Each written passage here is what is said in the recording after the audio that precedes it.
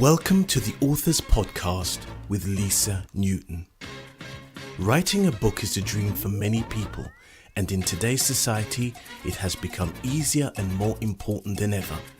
If you are an expert, speaker, coach, or an authority in your field, having a book is the new business card.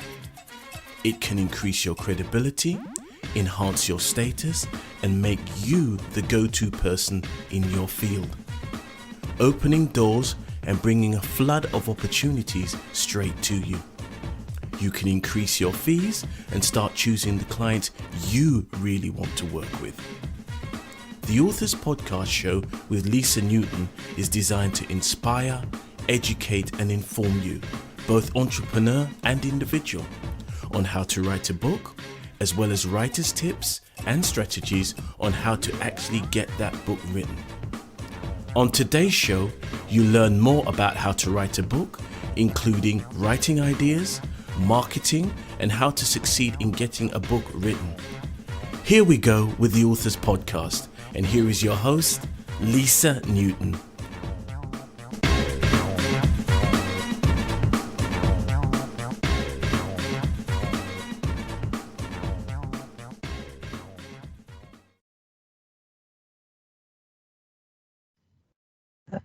Okay. Hello and welcome to another episode of the Authors Podcast.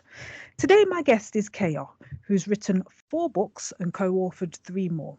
One of her books is an international bestseller on Amazon in the category of biographies.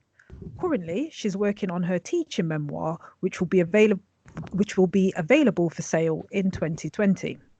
Keya graduated in physics and has a master's degree in computer science. She's the founding owner of the Ventura Healing Center in Southern California. She works as a hypnotherapist, NLP trainer, and healer. Before this, she worked as a para-educator with children of special needs for 3 years. Before that, she worked as a software engineer for 16 years. As a teenager, she worked as a tutor in science, mathematics, and English for 6 years. Keya is passionate about helping her clients at crossroads start over in life. Also, she's available as a speaker on spiritual health, self-care for caregivers, and starting over in your 50s, still possible to make dreams come true. When she's not reading, writing, or helping her clients get their goals, she loves to sing, paint, cook, and travel. More than anything, Keya enjoys watching sunsets and being a mum. So, all that said, I should have on the line Keya.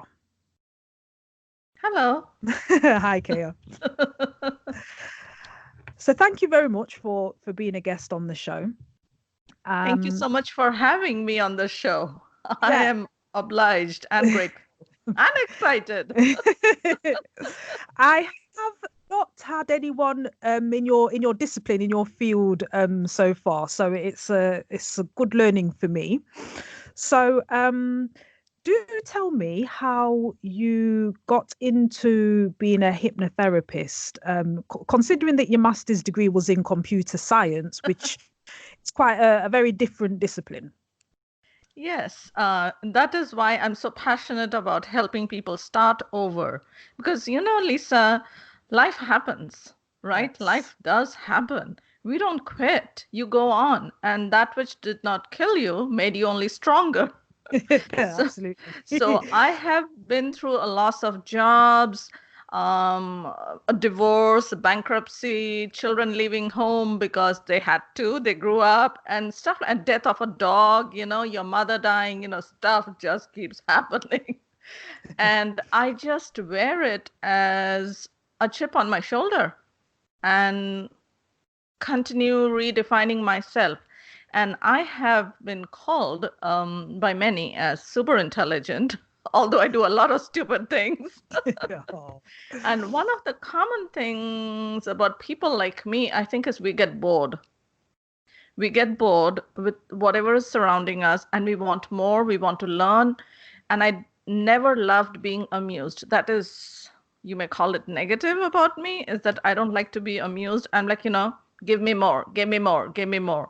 So that is why I, when my career as a software engineer ended, I tried working from home, doing stuff like Herbalife and various network marketing industries. And I found something like they would say, you have to have a sense of urgency. And people came in my mind, this is what I felt at that time. I was in my 30s then. I thought people were like competitive, cannibalistic, and extremely poverty conscious. Like nothing was ever enough. Nothing was ever enough. So I literally, this is what I did. I was 37 at that time. I took my kids, my husband, my dad, my mother-in-law, and anyone who would come with me, including a sister-in-law, and we went to the Himalayas. I'm originally from India.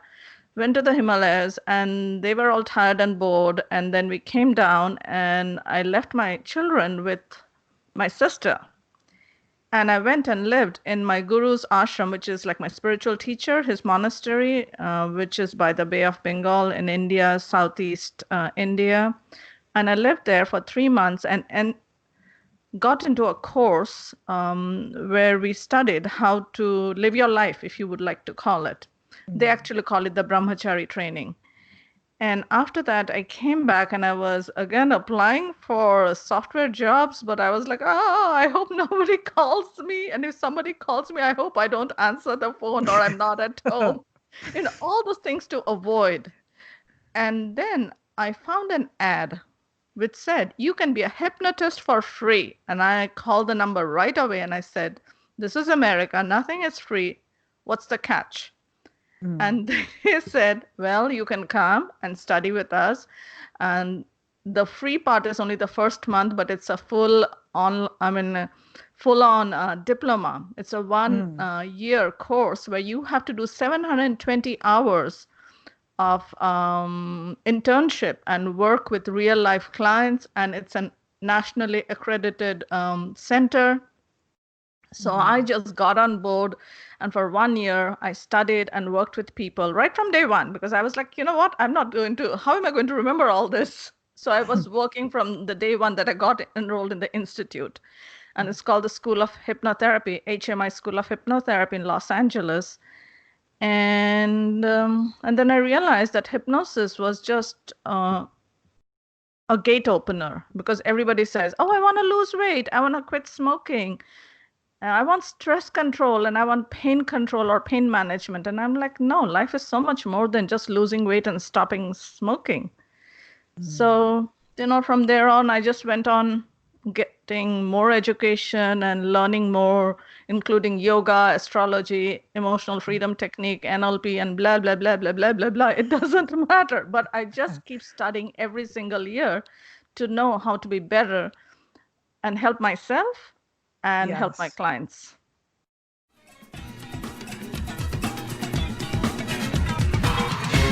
You were listening to the Authors Podcast with me, your host, Lisa Newton. You can email me, lisa@lisanewton.co.uk. And remember, we have the Inner Circle, which is for writers just like you, and you can join us at writeabook.net.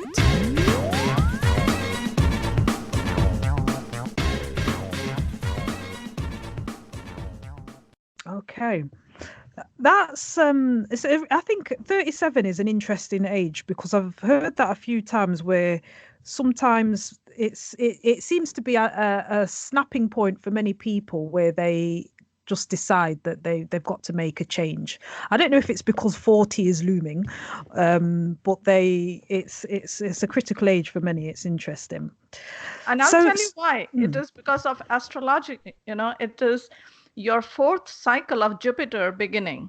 So, yes. So, because Jupiter takes 12 years to go around all our zodiac signs, which are 12. It stays 1 year in each sign. So 36, it has completed 3 cycles, and your fourth cycle is beginning. Yeah. And what effect does the planet Jupiter have on us? Jupiter is all about expansion. Jupiter is all about expansion. And of course, anything you're focusing on, you'll have more of it. So if you're focusing on your fear, you'll have more of it. And if you're focusing on fun, you'll have more of it. And I've always been fascinated with hypnotherapy. Do you think it's possible for everyone to be hypnotized? Because I watch those shows, and I know it's not, like, the TV shows as such, but is it possible for everyone to be hypnotized?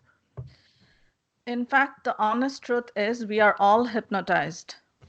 The first thing that I have to work on with my client when they come into my office or get on the phone with me is help them dehypnotize themselves, because we have these patterns going on in our mind over and over and over again. No matter how successful you are, how many certificates you have, how many books you got published, you still feel like that little child who was unseen, unheard, unloved, whatever. That is the truth. And so everyone can be hypnotized, of course, because we all have a subconscious mind. But for some people, it is harder than others. And I do not work with those people. And I'll tell you, because they have a clinical case, like they have gone through extreme trauma, or they have never in their life known love or family, or they have come back from war. So because I also want to live my life, write books, watch sunsets, do all the other stuff. So I do not take on those people as my clients and pass them on to experts who just want to specialize in that, or who do specialize in that. And I work with people who are at crossroads in their life, feeling either lost, stuck, or overwhelmed. And I just help them move beyond themselves into the reality that they want to create. Okay. You were listening to the Authors Podcast with Lisa Newton. Please do subscribe to, like, and share this channel. So if you're just tuning in, I am talking to Keya, who is a coach and is the founding owner of the Ventura Healing Center in Southern California. So Keya, is it, and you sound, and I'm so happy I'm speaking to you today, because you sound like such an upbeat person and the energy is lovely. Do you find that when you're moving or you're, I don't know, growing, expanding, and you want to be around more positive energy people? Because I can imagine there are people out there listening to this podcast right now thinking, my gosh, I need more Keyas in my life, and you have people around you who are really negative, dragging you down, pulling you back. How do you deal with that? How do you either get rid of them, or do you lift them up and pull them along with you? How do you, get rid of those type of people? Because I know with clients, it's easy to say, you're not quite the right fit for me, but here's a better therapist, for you. But when you've got friends and family around you that are just quite negative and, how do you deal with people like that? Okay. Advice for the general people listening. Right. Okay. First of all, I want people to understand that we create our reality. And I'm going to repeat that. We create our reality.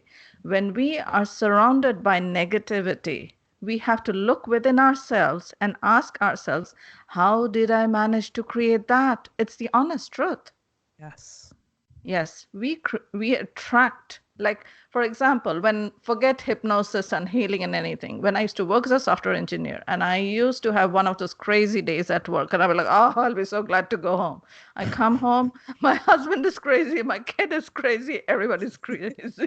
The traffic is crazy. And the day I'm like, oh, today was such a good day. I had such a blah, blah, blah. I'll go home and I come home and I'm like, and I'll be like, oh, and today I can handle my child because I had to pick her up from the daycare and all that kind of stuff. My child had a perfect day at school. My husband had a perfect day at work. Everyone was so perfect. The traffic was perfect. Everything was perfect. So that is the truth. Work on yourself. And if you ask me, one word answer is meditate. But if you want a long answer, then find someone who can help you, teach you, guide you, inspire you, impact you into starting and sustaining a meditation practice, because it's not a woo-woo thing. It's not a fashionable thing. It's a reality as real as brushing your teeth. You have to do it twice a day and floss at night. So meditation is just like that. You have to do it twice a day. You can't say no to it, because the moment you don't do it one day and you'll be like, oh, I'll do it tomorrow, and then you don't do it on the third day, trust me, you broke your habit. It takes 21 days to build a habit and 3 days to break one. Right. And when you say meditation twice a day, I'll assume that's in the morning and then in the evening? Yes, morning, the first thing here, because it is so important to have a sane and dignified day, and you can only live your life one day at a time. So wake up, and that's the first thing you do. And you may say, oh, I'm late. Doesn't matter. You're already late. Invest 5 minutes in yourself. So people will invest their time in you. You don't fill your cup, no one else is going to fill it for you. When you're flying, they ask you to put on the oxygen mask first on yourself before you help someone else, right? It's the same thing. Do it for you, so you'll be surrounded. This is the law of attraction coming in. You'll be surrounded by people who do it for themselves, and together you can do it for each other. So you cannot push negativity away, but you can attract positivity. And the way you do it is by filling your own teapot. So when someone comes to you with an empty cup, you can fill it. And do you think, and I'm agreeing with you, if I was on the video, you would see me nodding furiously. I agree completely with everything you're saying. Do you think, and I know that this is a question that a lot of people ask, is 5 minutes enough? Because you have this idea, get started with something. Get Mm. started with something. I teach people, my client, like yesterday when I was working with this lady who's a realtor, and I told her, get started with M&M, 1 minute meditation, just 1 minute. Do 1 minute before you go to bed, because when you're going to bed, if you can do nothing for yourself, do that 1 minute before bed. Because when you're going to bed, you do not have a critical mind, you do not have a conscious mind. All you have is this big mush. And you alter your state into this meditative state. So when you're sleeping better, you're sleeping deeper, you're resting, you're waking up fresher. So at least that much, if you can get started with 1 minute, and I can, show you how to do it, because it takes just 1 minute to do it. And so if you're sleeping for 6 hours, 5 hours, 4 hours, 8 hours, you are in that state. And of course, this is like homeopathy. It's not like allopathy where you give them a flu shot and they are good for the season. It's like it builds on itself. You get into a habit of doing 1 minute every night. And in 30 days, you are like 30 times stronger. Yes. So you build on itself. It is like a natural herb that you take, like turmeric or whatever, ashwagandha or whatever, St. John's wort. It's just that. It builds on itself. Yes. People don't think a minute's a long time, but I know, I think it's the Brahma Kumaris have a website which is just a minute, I think justaminute.com. And that is about taking a minute out of your time to meditate and just have that moment. And it does, like you say, make all the difference. Okay.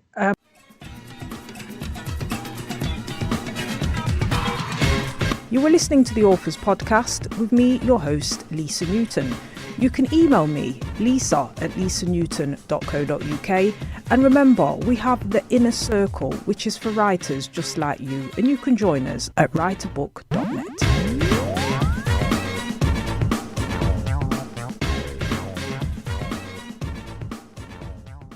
So if you're just tuning in, I am talking to Coach Keya, who is a hypnotherapist, NLP trainer and healer.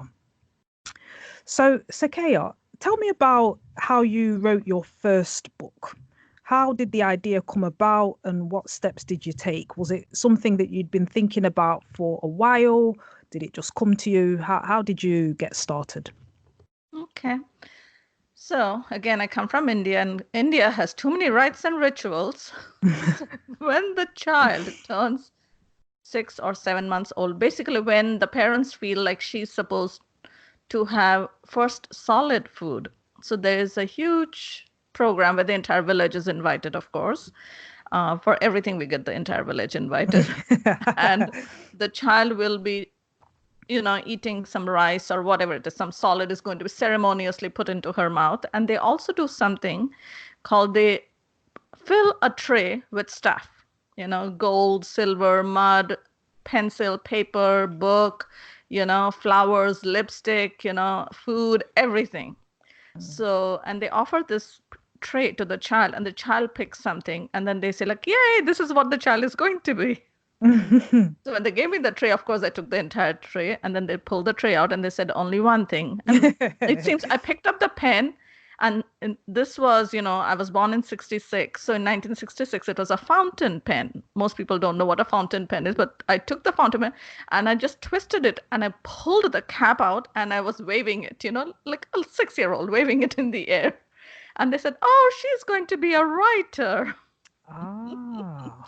Okay, that was the prediction then. Okay, now let's keep moving on. And I told you, even before we got on this call, I'm camera shy. So I was born and raised as a shy, quiet, and introverted person. I know I'm blabbering a lot right now. This is my stage persona. Trust me, I use hypnosis on myself. But I would love to write. I would write everything because I didn't know how to tell anyone anything, but I knew how to write. So I would always write. And once in a while I got on my soapbox and I would talk and my friends would just stare at me and they would all say, you need to write that.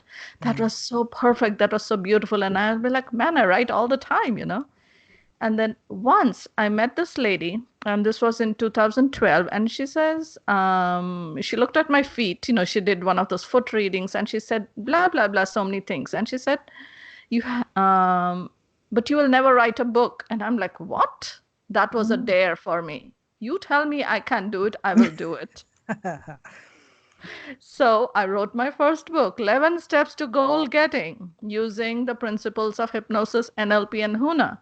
How can people get their goals? Because setting goals is so easy. Anyone can set a goal, but how do you get them?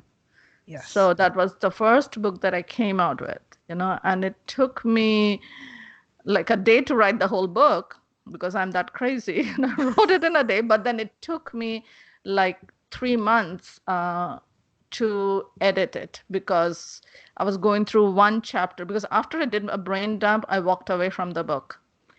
Brain dump, heart dump, mind dump, whatever and then I used to pick one chapter up once a week and go through it and make it clean. Yes. Because this is what I know about writing. As you know, first you write for yourself. Then you write for your reader, who's one person at a time. You write it for your reader, your audience. Then you write it for your business, and then you write it for the world.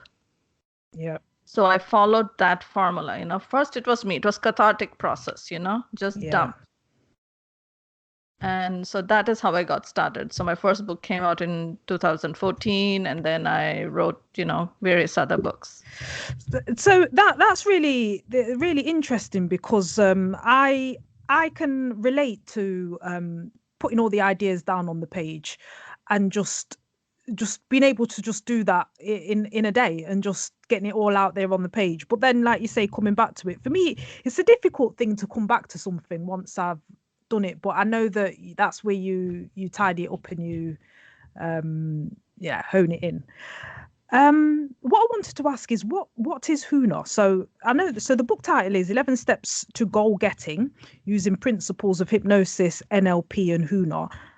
I've not heard of HUNA. You are listening to the Authors Podcast with Lisa Newton. Please do subscribe to, like, and share this channel.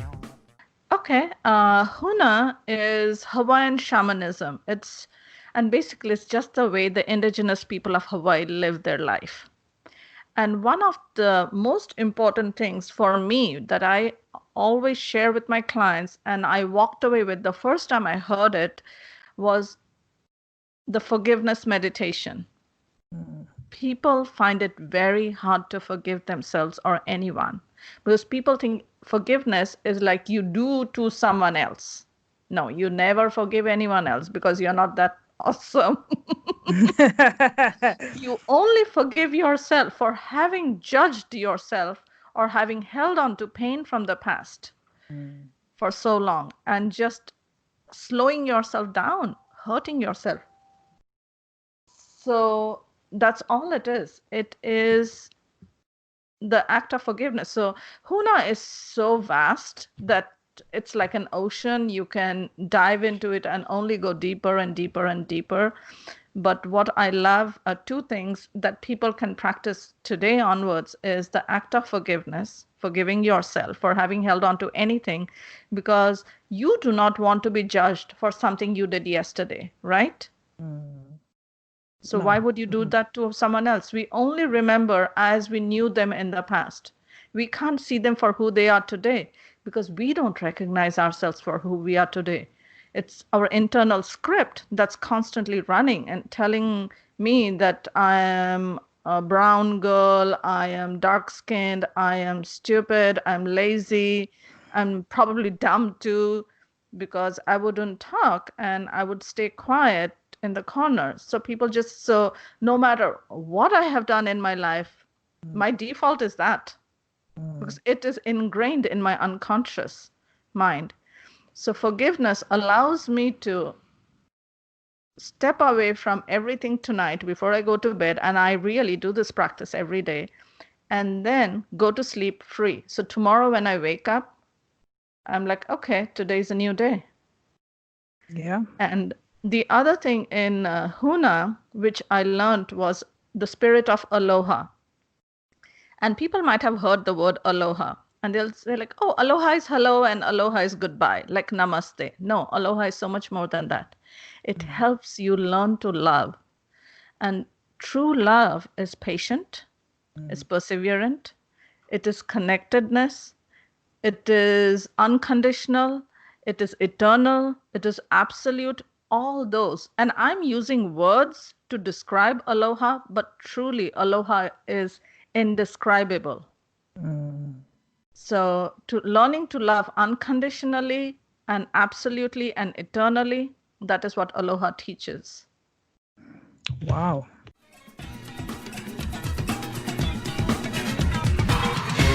You were listening to the Authors Podcast with me, your host, Lisa Newton. You can email me, lisa@lisanewton.co.uk. And remember, we have the Inner Circle, which is for writers just like you, and you can join us at writeabook.net.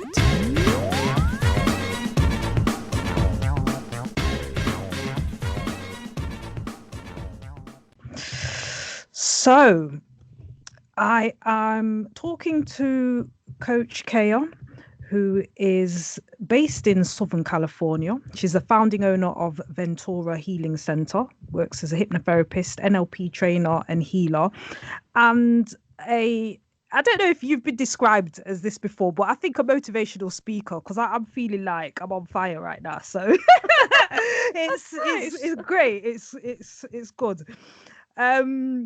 Fantastic. So one of your books is called 21 Days Stronger. It's more than gratitude journaling. So tell me a bit about that. Okay. So because my life is all about gratitude. It truly is. I'm not just giving it a lip service. Because in America, American English is very different from British English. It's different from English.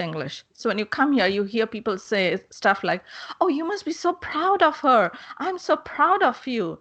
And so I always regress to my elementary school when I was told or taught in a Catholic school, of course, that pride comes before a fall. So why are people proud? Because the moment you are so proud, what's the next thing that's going to happen? You're going to land on your nose like a child taking everything literally. So I said, no, you shouldn't be proud of things. But then people said, then what should you be? Grateful. Because if you think about it, like I'm 53 and I hear a lot of people say, oh, those were the good old days. Or you go to Facebook and you say Throwback Thursdays. Everybody's talking of the good old. And I'm like, if it was so good, why isn't it continuing? Why did you lose it? And the reason is you lose good things because you take them for granted. Yeah. But if you are grateful for that, you will have more of it. So that is truly important. So I said, okay, let me look online for some gratitude journals. And everything was blank. I'm like, there were tons of gratitude journals on Amazon. And I looked at them and like, what is this? People don't know how to be grateful. Because again, being a hypnotherapist and an NLP trainer, I know it has to do with your subconscious. So, and you can't be always positive because again, going back to physics, if you are just positive, you're going to explode. Sometimes when people say, oh, let's be positive, positive, positive. I'm like, what is that? It's like, staying high on like eternal high. You cannot. Because in nature, in this world of duality, every positive is balanced by an equal and opposite negative. Because we all know what happened to Hiroshima. There's one positive particle. It was a hydrogen atom that caused that massive destruction, the effect of which we are feeling even today. And that is what positivity does. So every positive has an equal and opposite negative. So if at the end of the day you sit like, how do I like finish off today and also take all the good stuff from today into tomorrow, you can think of two things. One is, what is it that happened that challenged me? Yeah. What happened that challenged me? What was it that, or in simplistic words, what was bad about today? And something will pop up in your mind right away. And you can write it down. This is what happened. So that was a loss. But every loss is a loss only until you have received a learning from it. Because the loss is the price you pay for the lesson you have learned. So what did I learn from this? From this negative thing that happened today, what did I learn from it? And when you write that down, wow, you are that much wiser. And the good thing that happened today, just write it down and say you're grateful for it. Because when people get into gratitude, everyone is grateful for the weather and their mother and their roof. It's all generic. No, but today, so 7 days later, when you pick up your journal, you find at least 7 things you're grateful for and 7 lessons you have learned. In a month, it is 30. In a year, it is 365. So no one can call you stupid anymore. So I wrote this book to get people started, So I took a quote by someone famous, and I wrote my own blah blah. How do I interpret this quote? How does it make sense for me? And people can do that for themselves. Like, someone can say anything, the sky is blue and violets are blue and so is whatever and I love you. And what does it mean to you today? Just write some blah blah, whatever it is. It's a cathartic process. And then write at least one thing you learned today. You can write up to 6 things that you learned today. And at least one thing that you're grateful for. And again, you can write 5 to 7 things that you're grateful for. And when you do it every day, 21 days, because you created a habit of journaling every night before bed, this is your time with you.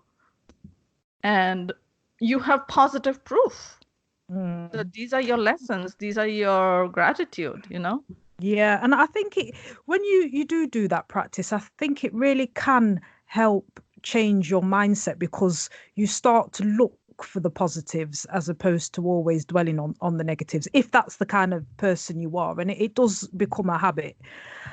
I remember once being, I don't know if I would say in a state of depression, but very down. And I remember thinking to myself, right, Lisa, from this situation, from this where we are, let's just think of 10 things that we can be grateful for because life could be a lot worse. And then as I started writing, and I just made a list and I got up to about 50. And at the end, I was feeling a lot more upbeat, and it shifted. Something in me shifted where I just thought, it is a bad situation, but it could be a lot worse. And I think, anyone going through a hard time, just focusing on things to be grateful for, like you say, because the glass is always half full. There's always something that we can be grateful for. You were listening to the Authors Podcast with Lisa Newton. Please do subscribe to, like, and share this channel. And I have something to say to that glass half full. A pessimist will say it is half full. An optimist will say, no, a pessimist will say half empty. Mm. An optimist says it's half full. And a mystic says it's always full because half your drink and half air, and you need them both. Mm. Okay, I've not heard that one before. Okay. A mystic will say, okay, it's full. Well, yeah, and it's another way to look at things as well. Sometimes we can't see it, especially if you're going through a dark cloud. And there is a lot of talk, especially now, and I'm glad. I mean, Prince Harry in the UK has got a Heads Together charity. There's a lot of talk of mental wellness, mental well-being, and it's trying to reduce the stigma for people to come forward, especially, life isn't always going to be great, as you've said. We do go through our ups and downs, but it's how we deal with those challenges in between, I think, that really really counts. Yes, making ourselves stronger. Absolutely. So 21 Days Stronger, it's more than gratitude journaling, that can be found on Amazon. And so you've got another book, Landing on the Lap of the Buddha, Simple Steps to Suffering. And I Am Alive, Lessons from a Bengali Tigress. And I noted that some of your books had been co-authored. So how do you either find someone to write with, or find the right person to write with, or come together with someone? So say, people are out there, they might have a friend and you might be thinking, oh, we should write a book, and you've talked about it for a while or whatever. What tips do you have for co-authoring books, or how have you found it? Has it been an easy process? Is one person normally more active than the other? Do you read and critique each other's work? How have you found co-authoring books? Okay, like I said, I meditate and I ask the universe to send me stuff. Okay. I am not an aggressive marketer who goes out and hands out business cards and tells people I exist. I love to write. So that was a blessing. That's how I got my website. That's how I have my practice for the last 14 years, because everything is on the website and people find stuff. And I used to be a software engineer, so I used to put stuff out. So I know how to build a website and keep it going. So I'm out there in the written world, which has happened it doesn't happen overnight, but it does happen if you are consistent, writing an article a week and putting yourself out there. But there's two things. One of them is that I meditate and I know how to pull things to me. But there's also called something The Great Hack. It's a movie on Netflix. So which means Google and Facebook are watching you. And I'm not kidding. Everybody knows everything about you. You think it's a secret? No. You dream a dream, and tomorrow you'll find that post on Facebook, which is trying to constantly tell you, hey, click here, hey, click here, hey, click here. Okay. So that is how I came across an ad on Facebook that said, you can be an author, and you can not you can be an author, you can be a best-selling author. I'm like, all right, let me see what's the catch. And I got on the list of this lady who is Christine Closer, and she had published Pebbles in the Pond, like 3 versions before, like 1 a year. And she does a retreat. She used to. She just did the 5th book, and then after that she stopped. So there's Pebbles in the Pond, wave 1, 2, 3, 4, and 5. So I'm in the 4th book, 4th wave, and everybody contributes a story, a biographical story a biography into that, and it gets edited by a professional editor, and it costs a lot of money. It cost me like, around $20,000, but I just wanted to be on the list, right? So, and there's a retreat. She does a Master Heart retreat, and once a month she was doing a call where everybody got in. But my book was already done in the first 3 days. I wrote my chapter, sent it in, had it edited, and it was already done. But then I got on the calls and listened to other people whine and complain, and I used to think like, man, all of these people can be my clients. And then the book came out in a year, and there's another service. It's called the International Bestsellingauthors.org if somebody goes to the website. And there is the lady, Vicky Winterton. And she does a program where she pushes your book like crazy. And of course, you have to push your book like crazy too. And all the 28 authors push their book like crazy. And for one day, it is a best-selling book on Amazon in a certain category. And then you become a best-selling author. And you have co-authored with 28 other books, 27 other authors. And so that's a nice thing on your resume where people know Neil Donald Walsh because he wrote the book Conversations with God. And people may not know Christine Closer or Marcy Shimoff, but most people have heard of the book Conversations with God. So I can say I was in the same book with Neil Donald Walsh. I can always say that. I paid $20,000. That's a different story, right? But yeah, we did it. And then from that, some factions broke out. And then they said, hey, you want to do another book? And then there was Sparks of Inspiration 1, where 21 people got together and contributed a chapter. And then there was Sparks of Inspiration 2. Again, I got on that and contributed another chapter with 12 other authors. So that's how I'm part of 3 anthologies and these 4 books that I wrote. But my other one, which is really my heart and soul, my teaching memoir, which has been taking such a long time because I'm just trying to make it perfect, being a Virgo rising. Yeah. So there are lots of people out there who, and you can just go and look at it, how to be a best-selling author, and not even how to be a best-selling author, how to contribute to an anthology. And you can give people $700 or $7,000 or whatever it is they charge, and you can write a chapter, send it to them, and some of them edit it, and they may be the ones who charge you less, and you might have to find your own editor who will edit it for you, and if they like it, they will just put it in, but you have to pay them to be published in their anthology. So, and there are so many topics out there. Now I know so many people who are authors because they wrote one chapter, and that is a great way because it's the power of the collective. Like if 10 people write one chapter and 10 people will tell their people on their list or friends and family, and suddenly strangers hear of you and they will come to you. Or at least hear your story and be touched by it. And that's a great service.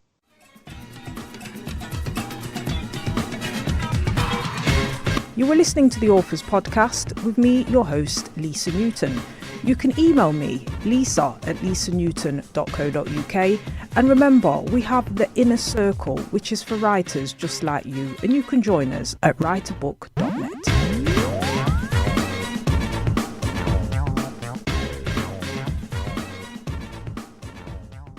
Yes. I once contributed to a chapter of a book by Bhavin Patel. It was called Cash Flow Magic, and I wrote the book on cash flow, on finances, because it was just on cash flow forecasting. So there are people out there that do need others to pull together to contribute. And sometimes as well, if you're thinking of a book and you don't want to do all of the work, then you can work together in a collective. I think it's very, very clever. And you say, if all of you are pushing the one book, it does make it a lot easier to because everyone is in. There's a lot of static, Lisa. There's a lot of static right now, and I don't know what happened because there's a lot of wind over here. Okay, right, we'll wrap it up. I can hear you perfectly though. Okay, good. So I am talking to Coach Keya, who is in Southern California. Any final words for the listeners out there, Coach? Okay. Here is what I will say, which I truly, truly, truly believe in. If you know your ABCs, you can write words. If you can write words, you can write phrases, sentences, paragraphs, pages, and you can write a book. But if that is too overwhelming for you, think of it. Okay. How would you like to be remembered? Because your story You may be 50 years old now. I'm just going to talk to a 50-year-old lady right now and ask her, you were 20 once. And you went through 30 years of, forgive me for saying, SHIT or whatever it is, challenges, whatever upheavals, highs and lows. But if you had a book, a prescription saying like, okay, Lisa, take this and follow this, and it will be easier for you. It's not that troubles won't come, but when troubles come, you're not going to die from that. It's just going to be, you'll be like, okay, I'm not all alone. I am not alone. So that is why you should write a book. You should write a story. If you do it for nobody, write it for your daughter, write it for your son, write it for your niece or your nephew, write it for someone. And also, we all think of legacy, but legacy, like multimillionaires will have their name on a college and that's their legacy. Okay, Harvard, okay, Stanford, these are their legacies. But you and I, even we have a legacy. Your life is a legacy. And you can leave that legacy behind. You can live your legacy and then leave it behind for someone else. And as long as you have a written word, kings who fight battles, they are dead and gone. But your written word can touch someone somewhere, even 2,000 years later. And right now there's Amazon.com. So as long as Amazon.com lives, your legacy is alive. Trust me. There we have it. So thank you very much, Coach Keya, for joining us. And for the listeners out there, if you're feeling inspired, want more information about the coach, then there are notes in the show notes, but the website is Coach Keya, and Keya is spelled KEYA.com. You can email coaching@coachkeya.com for one-to-one coaching, and I assume, Coach Keya, you are able to take clients on via all over the world, so you don't have to be in Southern California. No, yes. And in fact, right now, even my clients from Southern California, I work with them over the phone or Skype. So everyone is online. Excellent. You can follow what Coach Keya gets up to on Instagram, Coach Keya, also Pinterest, and on Twitter, Coach Keya. So thank you, Coach Keya. You've been truly inspirational. And I'm going to check out your 21 Days Stronger. Thanks. And so, listeners, it's been a very inspirational podcast today. I've got a few things that I've been thinking about when speaking to the coach. So thank you very much for joining me, and I will see you on the next episode of the Authors Podcast.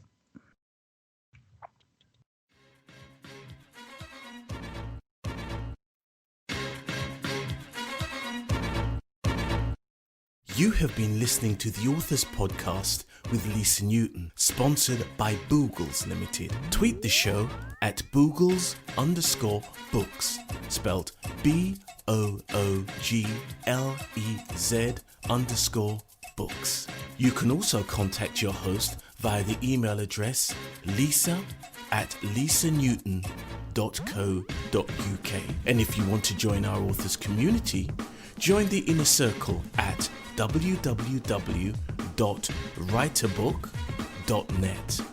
You have just been listening to the Authors Podcast with Lisa Newton. See you next time.